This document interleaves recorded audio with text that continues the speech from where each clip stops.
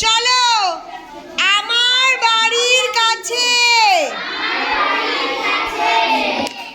বিনয় মজুমদার আমার বাড়ির কাছে ওই রেলপথ আছে সারাদিন গাড়ির আওয়াজ শোনা যায় দেখা যায় আমার জানালায় গাড়ি দেখি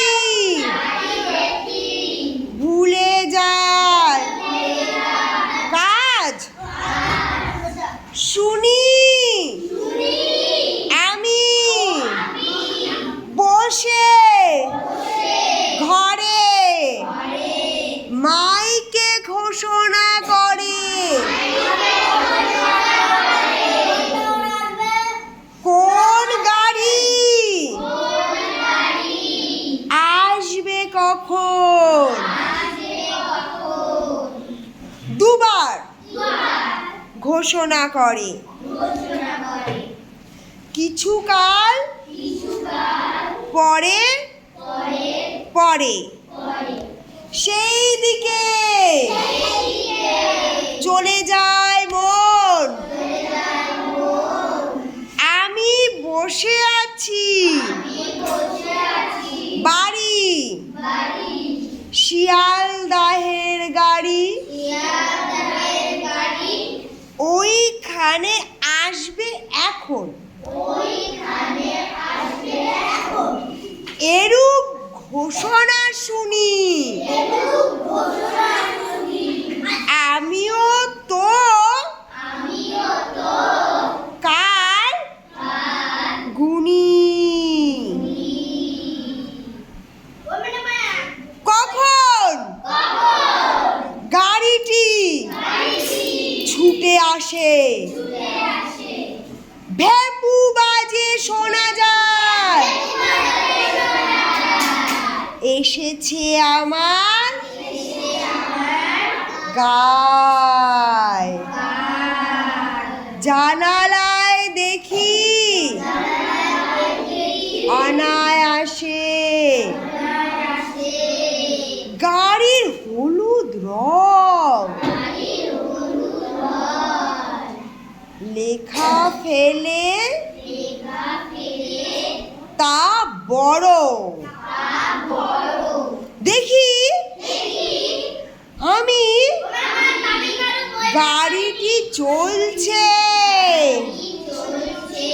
তুমি ইউনুসের বই দেখো আই ইউনুস হেল্প করো দিক তোমার সেটা দেখতে বলা হয়নি তুমি বইয়ের লেখাটা দেখো সহজেই বোঝা যায় যারা যাবে গাড়িটায় তারা খুব খুশি হয়ে গেছে আমার বাড়ির কাছে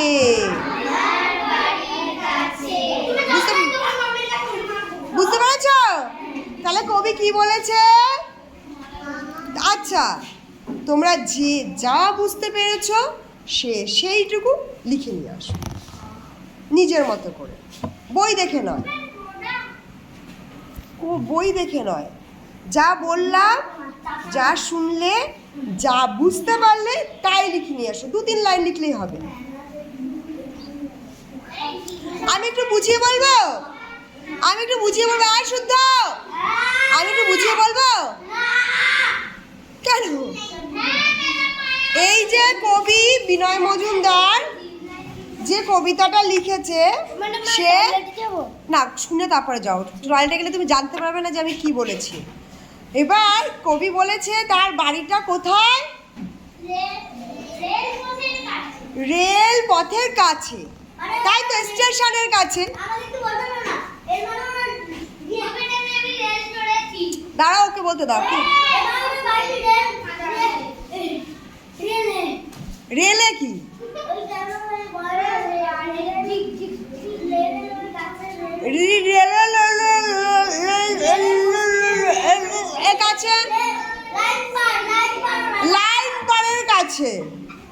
মানে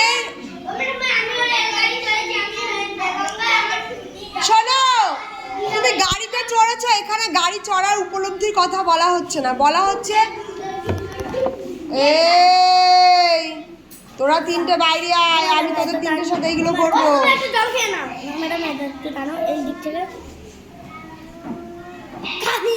বুঝতে পেরেছো তো কবি কি বলছে?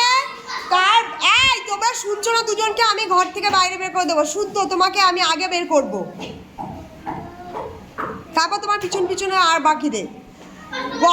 গল্পটা হচ্ছে কবি বলছে তার বাড়ি হচ্ছে একদম রেল পথের কাছে, যেমন আমাদের স্কুলটা হচ্ছে জলাশয়ের কাছে, তাই তো? আমরা তাকালে জলাশয়ে বক দেখতে পাই, পাখি দেখতে পাই, মাছ নড়ছে দেখতে পাই, তাই তো?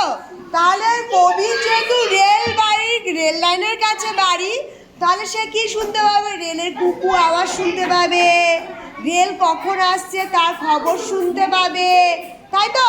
তাহলে আমরা এটা তোমাদের বুঝিয়ে দিলাম, তাহলে তোমরা সেইটা লেখো এবার, ঠিক আছে? 2-3 লাইনে লিখলে হবে। আর এই যে অনুশ্রী, তোর খাতা আমি আগে দেখবো। তুই যে গল্প করছিলিস না, আমার কথা শুনছিলিস না, আমার কথা বলার সময় তুই নিজে গল্প বলিস, তুই লিখে নিয়ে আয়, আগে লিখে নিয়ে আসবি তুই। শুদ্ধ আর এই অনুশ্রী আগে লিখবি তোরা দুজন, তোদের খাতা আমি আগে দেখবো, কারণ আমি যখন কথা বলছিলাম তখন তোরা গল্প করছিলি।